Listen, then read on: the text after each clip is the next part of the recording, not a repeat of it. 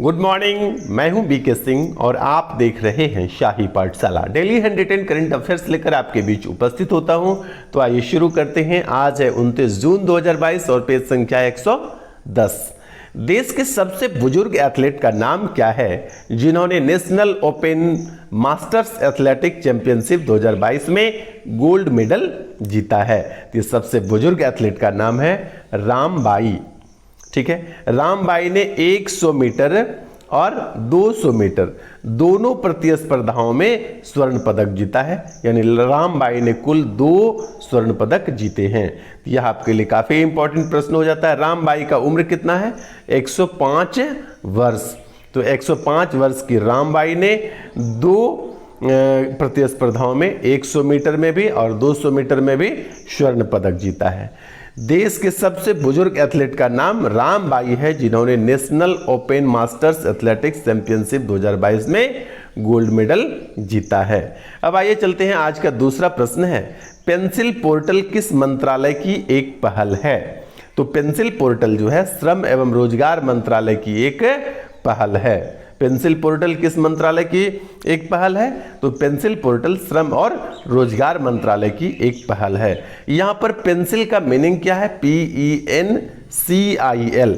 तो पेंसिल का अर्थ है platform for effective enforcement for no child labour. क्या फुल फॉर्म हो गया? Platform for effective enforcement for no child labour.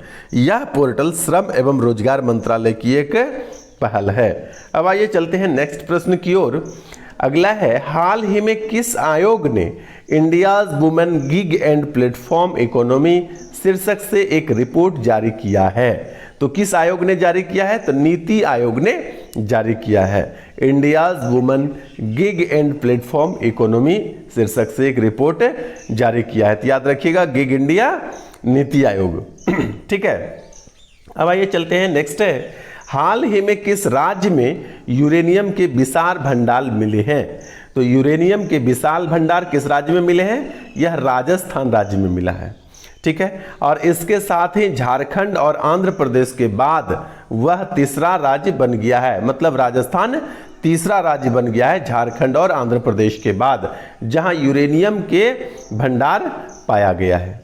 ठीक है, अब आइए चलते हैं। नेक्स्ट है, पहले केम्पेगौड़ा अंतर्राष्ट्रीय पुरस्कार 2022 से किसे सम्मानित किया गया है? तो पहले केम्पेगौड़ा अंतर्राष्ट्रीय पुरस्कार 2022 से प्रकाश पादुकोण, SM कृष्णा और NR नारायण मूर्ति को शामिल किया गया है। यह प्रश्न जो BPSC के स्टूडेंट हैं वो जरूर याद करेंगे, स्पेशल तौर पर याद करेंगे, क्योंकि BPSC में 5th ऑप्शन जो होता है जिनमें लिखा रहता है इनमें से कोई नहीं या एक से अधिक, वहां पर तीनों नाम आपको याद रखने जरूरी हो जाते हैं।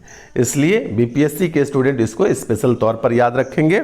मैं यहां पर जानकारी दे दूं कि फर्स्ट केम्पेगौड़ा अंतर्राष्ट्रीय पुरस्कार 2022 से पूर्व बैडमिंटन खिलाड़ी प्रकाश पादुकोण, कर्नाटक के पूर्व मुख्यमंत्री SM कृष्णा एवं इन्फोसिस के संस्थापक NR नारायण मूर्ति सम्मानित किया गया है। केम्पेगौड़ा अंतर्राष्ट्रीय पुरस्कार कर्नाटक राज्य सरकार द्वारा बेंगलुरु शहर के वास्तुकार केम्पेगौड़ा के सम्मान में शुरू किया गया है। यहाँ पर आपको यह भी जान लेना है कि केम्पेगौड़ा कौन थे? तो बेंगलुरु शहर के वास्तुकार थे केम्पेगौड़ा, उन्हीं के सम्मान में यह पुरस्कार शुरू किया गया है। अब आइए चलते हैं नेक्स्ट प्रश्न की ओर। नेक्स्ट है, प्रतिवर्ष 29 जून को, नेक्स्ट क्या है? प्रतिवर्ष 29 जून को किस दिवस के रूप में आयोजित किया जाता है? तो प्रतिवर्ष 29 जून को राष्ट्रीय सांख्यिकी दिवस के रूप में आयोजित किया जाता है। राष्ट्रीय सांख्यिकी दिवस के रूप में मनाया जाता है। किस तारीख को? 29 जून को। भारतीय सांख्यिकी दिवस दिवंगत प्रोफेसर प्रशांत चंद्र महालनोबिस यानी PC महालनोबिस, PC महालनोबिस के नाम से आप लोग जानते होंगे। पूरा नाम फिर से सुन लीजिए, प्रशांत चंद्र महालनोबिस। इन्हीं की जयंती को चिन्हित करने के लिए सरकार जो है राष्ट्रीय सांख्यिकी दिवस के रूप में 29 जून को मनाते हैं। ठीक है, भारतीय सांख्यिकी के जनक कौन कहा जाते हैं? PC महालनोबिस को कहा जाता है। आइए नेक्स्ट है, हाल ही में शिक्षा मंत्रालय के स्कूल शिक्षा और साक्षरता विभाग ने पहली, ये याद रखिएगा, जहां पर पहली रहता है उसको मैं खास कर लेता हूं क्योंकि पहला ज़्यादा पूछा जाता है। पहली जिला निष्पादन ग्रेडिंग सूचकांक रिपोर्ट जारी किया है। इस पीजीडीआई का मतलब यही हुआ, जिला निष्पादन ग्रेडिंग सूचकांक रिपोर्ट, ठीक है। 2018-19 और 19-20 की स्कूली शिक्षा की प्रगति की तुलना में कौन सा जिला प्रथम रहा है? 18-19 से 19-20 में स्कूली शिक्षा की प्रगति की तुलना में जो है देखा जाता है कि कौन अच्छा रहा है। तो इसमें सबसे प्रथम स्थान पर जो है वो सीकर है। सीकर जिला है प्रथम स्थान पर। सीकर जिला कहाँ पर है? तो राजस्थान का जिला है सीकर। दूसरे नंबर पर है झुंझुनू, तीसरे नंबर पर है जयपुर।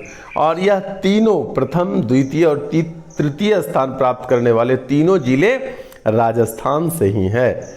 आइए चलते हैं अगले प्रश्न की ओर। संस्कृत भाषा में अनाउंसमेंट करने वाला दुनिया का पहला हवाई अड्डा कौन बन गया है?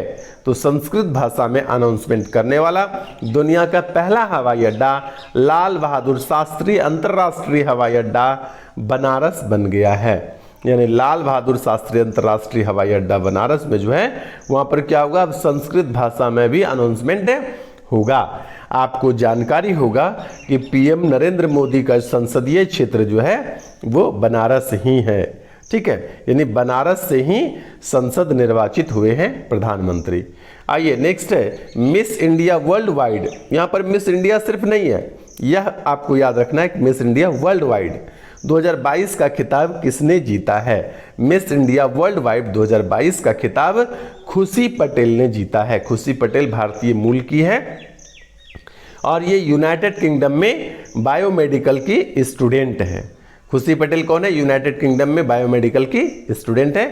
इन्होंने मिस इंडिया वर्ल्ड वाइड 2022 का खिताब जीता है। यहाँ पर और भी बता दूं कि गुयाना की रोशनी रजाक, कहाँ है? गुयाना की रोशनी रजाक को miss tin India world wide, tin का मतलब होता है 18 वर्ष से कम उम्र के युवा युवतियों को टीनेजर्स कहा जाता है। तो miss tin India world wide 2022 घोषित हुआ है कौन? गुयाना की रोशनी रजाक, ठीक है। तो रोशनी रजाक गुयाना की है, वो miss tin India world wide 2022 का खिताब उन्होंने जीता है। और साधारण में मिस इंडिया वर्ल्ड वाइड में खुशी पटेल ने यह खिताब जीता है। आइए चलते हैं आज के अंतिम करंट अफेयर्स की ओर। भारतीय महिला डिस्क थ्रोअर नवजीत ढिल्लो ने कजाकिस्तान में कोशानोव मेमोरियल एथलेटिक्स मीट 2022 में कौन सा पदक जीता है? तो नवजीत ढिल्लो ने स्वर्ण पदक जीता है। नवजीत ढिल्लो का संबंध किससे है? तो डिस्क थ्रोअर से है, डिस्क थ्रो से है, ठीक है। नवजीत ढिल्लो डिस्क थ्रोअर है। यह कजाकिस्तान में आयोजित हुआ था कोशानोव मेमोरियल एथलेटिक्स मीट, उसमें उन्होंने स्वर्ण पदक जीता है। तो ये था आज का हमारा करंट अफेयर्स। बने रहिए शाही पाठशाला के साथ। आज के लिए इतना ही, धन्यवाद।